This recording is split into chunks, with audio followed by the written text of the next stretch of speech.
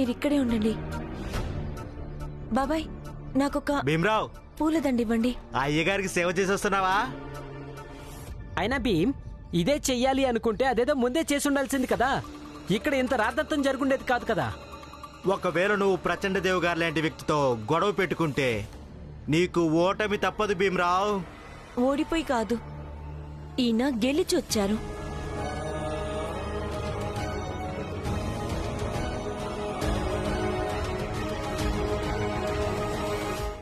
అంటే ఏంటి? నువ్వు మళ్ళీ గొడవగానే పెట్టుకొని వచ్చావా? లేదు, మేమప్పుడు ఇంటికి దూరంగా ఉన్నప్పుడు అప్పుడు నేను గవర్నర్ గారికి అలాగే మిగిలిన పెద్ద అధికారులందరికీ కొన్ని ఉత్తరాలు రాశాను.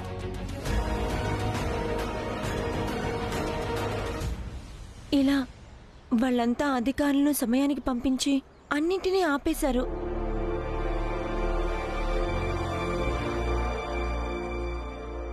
ఇక ఈ గెలుపు విషయంలో నేను నా భర్తను సన్మానిస్తున్నాను. ఏంటి రమా, దీంతో ఏం అవసరం ఉంది చెప్పు?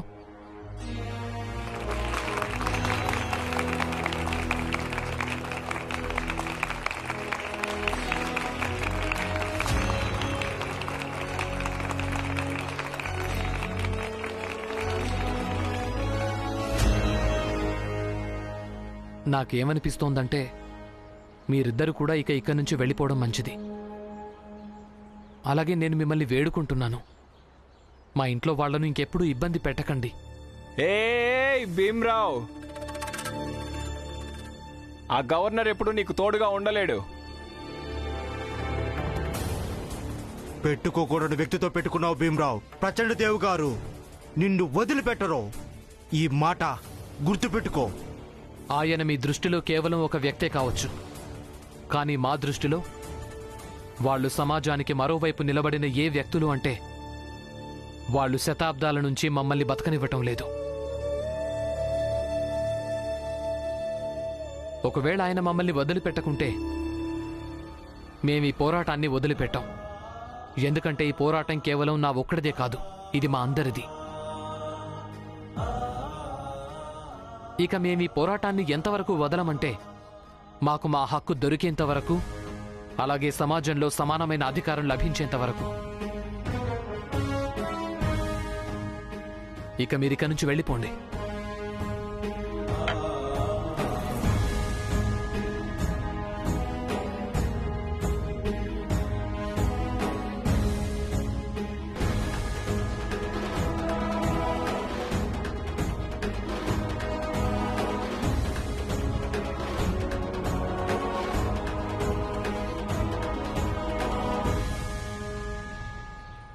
ఆనందన్నయ్య, ఇక్కడ అందరూ ఉన్నారు కానీ నాన్న కనిపించడం లేదు.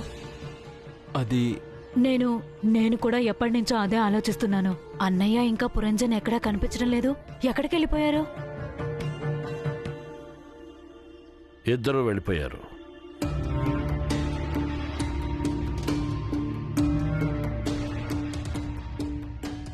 రామ్జీ ఇంకా పురంజన్ ఇద్దరూ బొంబాయి నుంచి వెళ్ళిపోయారు.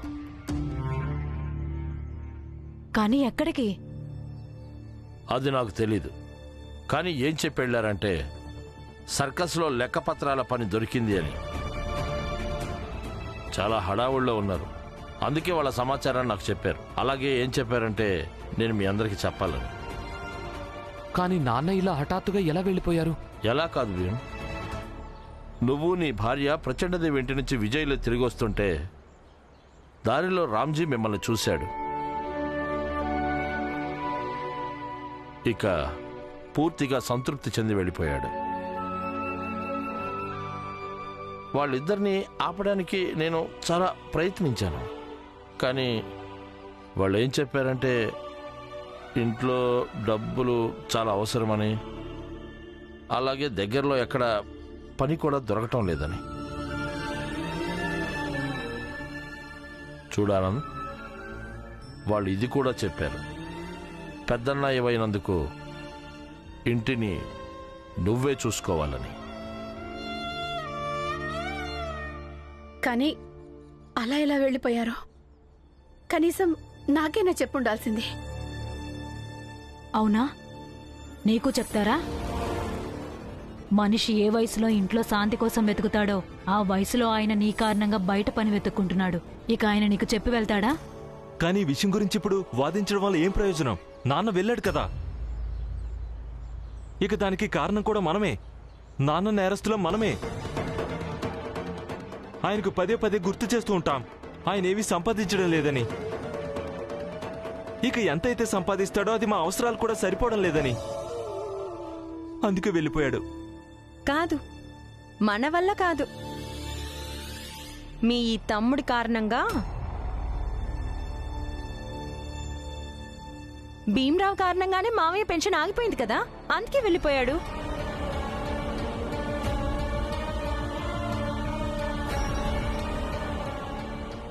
నేను వ్రాతపూర్వకంగా నా తప్పుని అంగీకరించాను. అలాగే నేనే స్వయంగా నా పెన్షన్ వదిలేసుకుని వచ్చాను. వీడి చదువు కొనసాగించడం కోసం నేను ఏదైనా చేయగలను.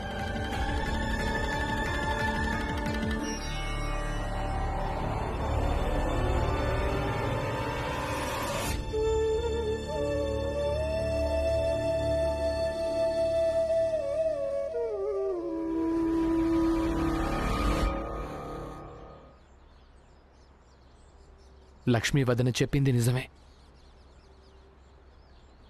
అదంతా నా కారణంగానే జరిగింది. నా కారణంగానే నాన్న పని వెతుక్కోవడానికి ఇల్లొదిలేసి వెళ్లాల్సి వచ్చింది. నేనే బాధ్యుణ్ణి. ఇలాగే ఒకసారి మేము సతారాలు ఉన్నప్పుడు కూడా గోరేగావుకి వెళ్ళిపోయాడు. అదంతా కూడా నేనే చేశాను.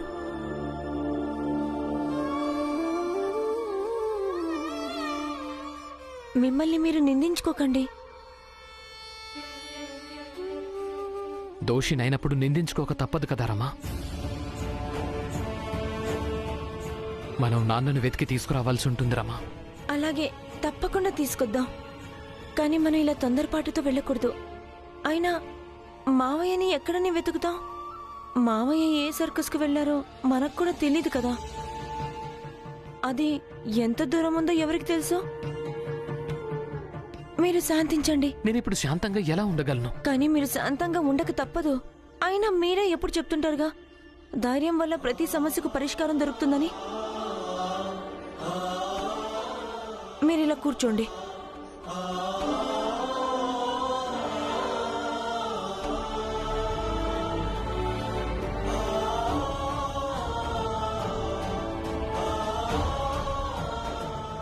ముందు మంచినీళ్ళు తాగండి.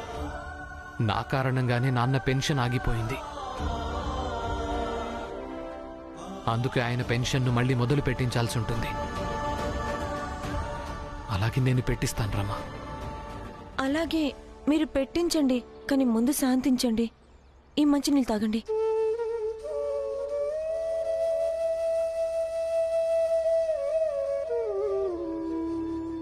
ఇదిగో పని వెతుకోవడానికి వెళ్తున్నాను.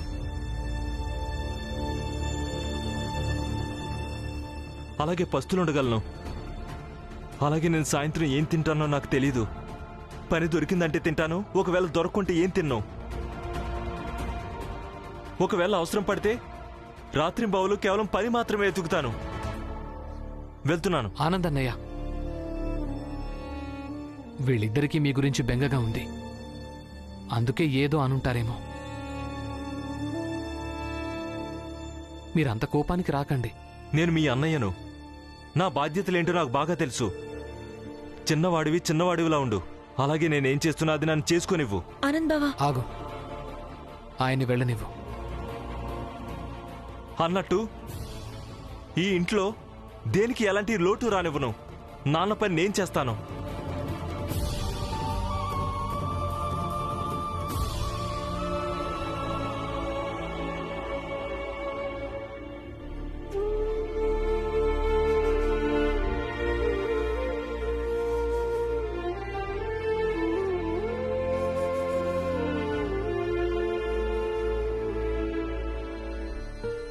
ఆగు ఆగు, ఎక్కడికి వెళ్ళిపోతున్నావు బాబు? నువ్వు కూడా మీ నాన్నలాగే ఇల్లు వదిలేసి పారిపోవడం లేదు కదా. ఏంటి అలా చూస్తున్నావు? నరోత్తం మీ అందరి గురించి పూర్తిగా చెప్పేశాడు. అవునా? మరిది చెప్పలేదా? మా నాన్న పారిపోలేదు, తన బాధ్యత నెరవేర్చడానికి వెళ్ళాడు. అలాగే నేను కూడా పారిపోవడం లేదు. నా బాధ్యత నెరవేర్చుకోవడానికే నేను వెళ్తున్నాను. ఇంతకీ మీ నాన్న ఎక్కడికి వెళ్ళాడు? ఇది చెప్పు చాలు, ఆ తర్వాత వెళ్ళిపో. సర్కస్లో లెక్కపత్రాలు పని చూడడానికి వెళ్ళాడు. అవును, మీ నాన్న ఏం చేసేవాడో నీకు చెప్పలేదా? ఏం చేశాడు మా నాన్న? సరైన ప్రశ్న అడిగావు. నువ్వు ఎప్పుడైనా చూసావా చేతిలో కొరడా తీసుకొని తనని తాను కొట్టుకోవడం?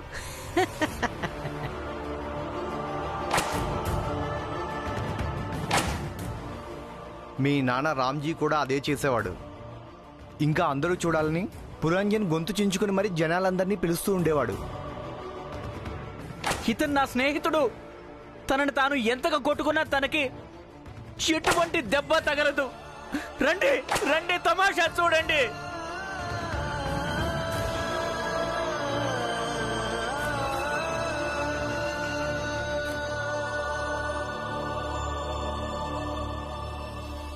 ఇక్కడున్న వాళ్ళందరూ బయటికి రండి, అంతా బయటికి రండి. ప్రచండ దేవ్ గారు వస్తున్నారు, అందరూ రండి. త్వరగా అందరూ బయటికి రండి.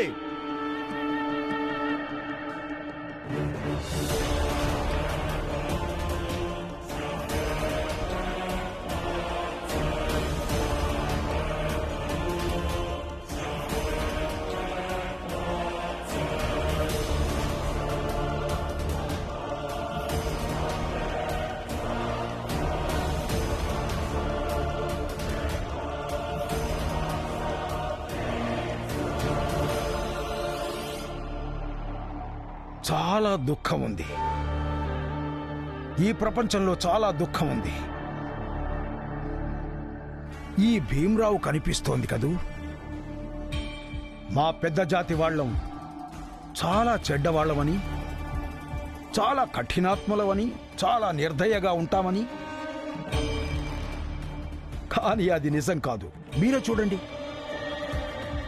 నా భార్య ఈరోజు గుళ్ళో పూజ చేసిన తరువాత ప్రసాదం తీసుకుని ఏమందంటే నీ ప్రసాదాన్ని మీ అందరిళ్ళకి తీసుకెళ్ళి మీకు పంచిపెడతానని. ఇక పూజ చేసిన తర్వాత ప్రసాదం తీసుకుని నేరుగా ఇక్కడికే వచ్చేశాం.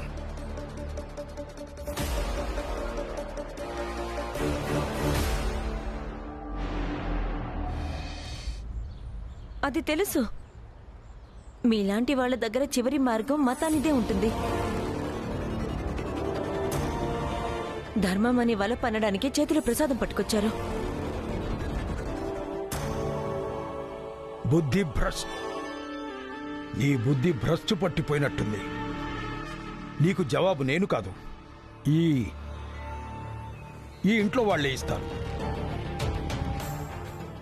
అన్నట్టు ఒక్క విషయం చెప్పండి, ఈ భీమ్రావ్ మీ అందరికీ ఎటువంటి కలలు చూపిస్తాడు?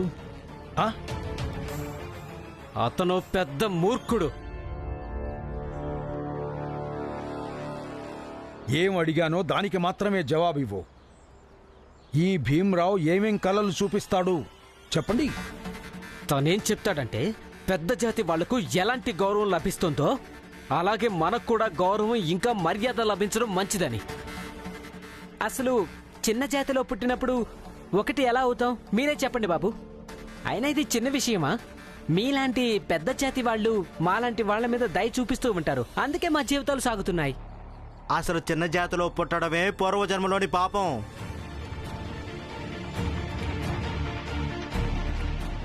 దానికిప్పుడు ఎవరైనా ఏం చేయగలరు? ఈ మాట మీకెవరు చెప్పారు? అలాంటి పూర్వజన్మల పాపం అంటూ ఏదీ ఉండదు.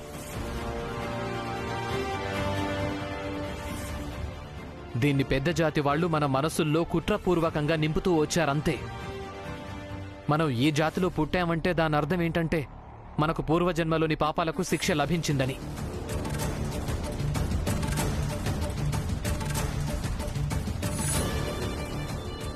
ఇక మనమేం చేస్తూ ఉంటాం? మనం మన జీవితమంతా ఇదే మాటను జపిస్తూ ఉంటాం అంతే.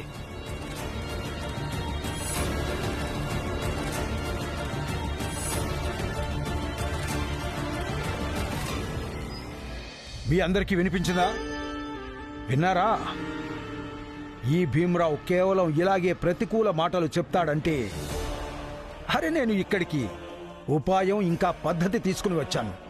మీ అందరికీ ఇప్పుడే మంచి స్థానం అలాగే ఉన్నత గౌరవం దక్కుతుంది. ఇక ఈ భీమరావు మీ అందరి ముందు ఎలాంటి ప్రశ్నలు లేవనెత్తుతాడో దానికి పరిష్కారం ఏంటంటే మీకు అందరికీ శుద్ధీకరణ చెయ్యడం.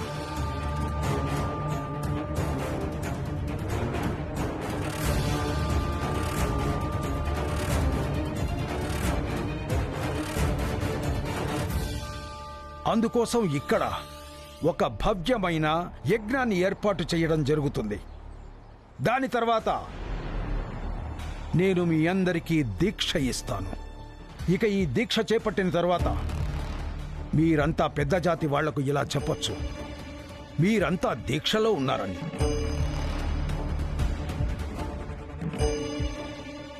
ఎవరైతే నా దీక్ష చేపడతారో వాళ్లకు ఈ ప్రాంతంలో గౌరవం ఇంకా ప్రతిష్ట ఖచ్చితంగా దక్కుతుంది.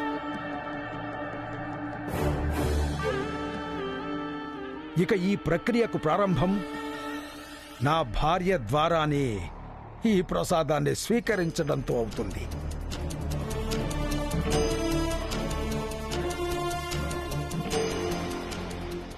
భీమరావు, నువ్వు దేనికోసం పోరాడుతున్నావో నేను దాన్ని అంతం చేస్తాను.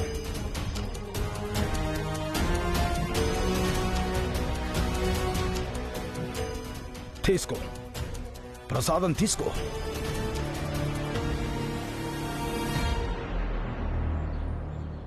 వెళ్ళు, వెళ్ళి భీమరావుకు ప్రసాదం ఇచ్చి. అలాగే.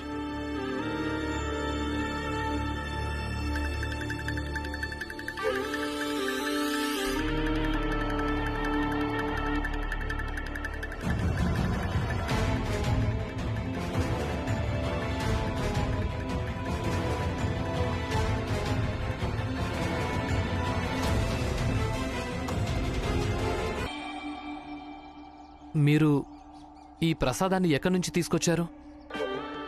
గుడి నుంచి. ఇంకెక్కడి నుంచి? చెయ్యి చాపి ప్రసాదం తీసుకో. ప్రచండదేవ్ గారు, భక్తి అనేది ఎంతవరకు పూజనీయమవుతుందంటే ఇతరులను ఇబ్బంది పెట్టనంత వరకు మాత్రమే. కానీ మీరందరూ భక్తి ఇంకా ధర్మం పేరుతో ఏ అబద్ధాలు ఇంకా గాలివార్తలు చెప్తారు, నాకు వాటితోనే ఇబ్బంది.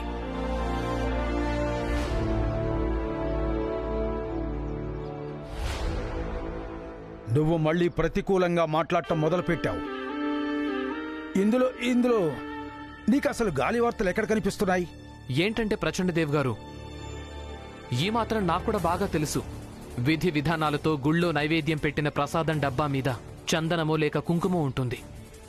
అది ఎలా ఉంటుందో కూడా నాకు బాగా తెలుసు. అలాగే వీళ్ళందరికీ కూడా తెలుసు అనుకుంటా. కానీ ఈ మిఠాయి డబ్బా ఏ రకంగా చూసినా ప్రసాదం డబ్బా అనిపించడం లేదు.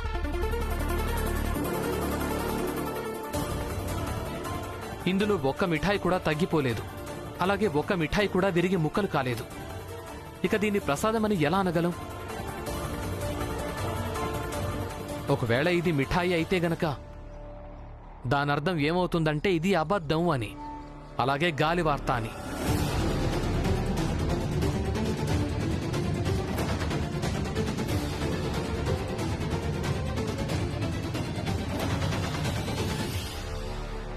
అవును, ఇది గుళ్ళో నైవేద్యం పెట్టిన ప్రసాదం అనిపించట్లేదు. అవును, నువ్వన్నది నిజమే. నైవేద్యం పెట్టిన మిఠాయి డబ్బాలో ఈ మిఠాయిలన్నీ ఇంత తాజాగా ఉండలేవు.